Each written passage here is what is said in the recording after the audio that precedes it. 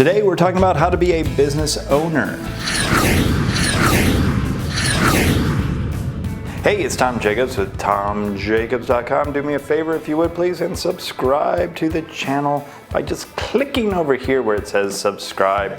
And you can make comments below it. Let me know what you're liking, what you're disliking, what you'd like to see in the future on these weekly videos. But today what we're going to be talking about is a subject dear to my heart, which is how to be a business owner. How to be a business owner.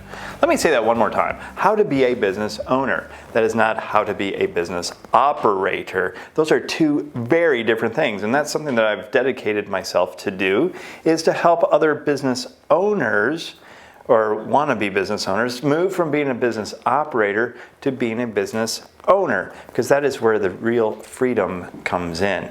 And not everybody's really cut out to be a business owner, as I found out from years of working with other business owners and also for wannabe entrepreneurs, or the new term that I just heard today, solopreneurs. That is somebody that works for themselves. Basically, they own a job. And a lot of people that I work with are in that realm because they're doing everything. Even if they may have one or two employees, at the end of the day, it is all resting on their shoulders. And that's not a way to go through and have time freedom for yourself. Moving from being a business operator to being a business owner oftentimes is a shift of the mind, and really changing that programming that's in your head to determine, do I have what it takes to be a business owner? And if you're an entrepreneur, you know that it's not a 9-to-5 job. You look at all of the successful people in the world, and they did not do it by just putting a few hours a day trying to get to where they are.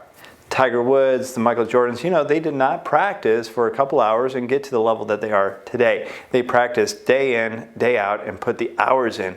If you look at Richard Branson or any of the other really great successful entrepreneurs, or Warren Buffett or things, they put the time in to do what they need to do to get the job done. They don't just clock in at 9 and clock out at 5 o'clock and just call it a day.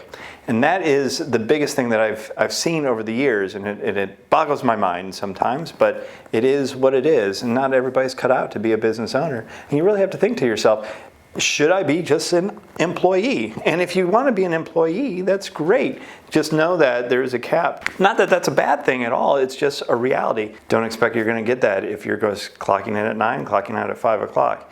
And especially in those early days where it's all you and up to you. And I can remember when I started my business 8 years ago, I can hardly believe that it's been 8 years ago, that I was clocking in at 4 o'clock in the morning and then clocking out again at 10 o'clock at night. And then it was rinse, wash, and repeat every day. And that becomes a drag. But it enabled me to do what I needed to do to get through that tough period. So now that I'm at a point where now I have employees that are running my businesses for me, now I don't have to be active in the business all the time.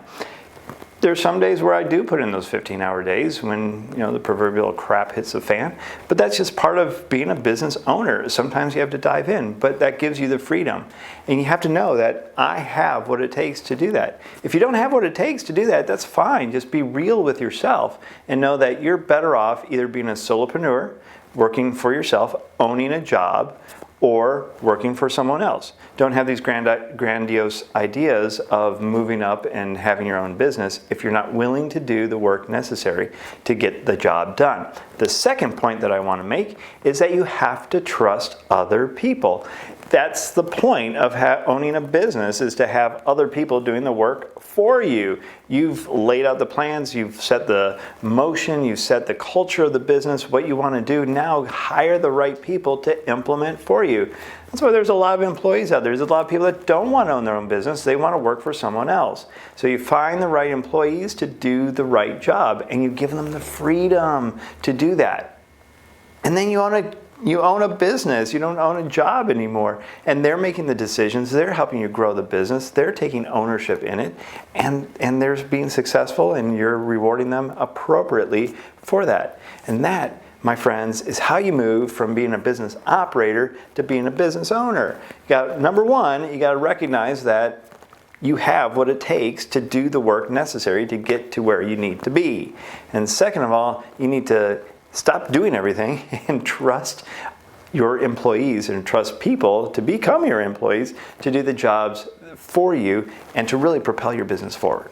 So there you go, how to be a business owner in very quick, simple steps. And this is, of course, is not as simple as it seems, but I like to break things down pretty simply.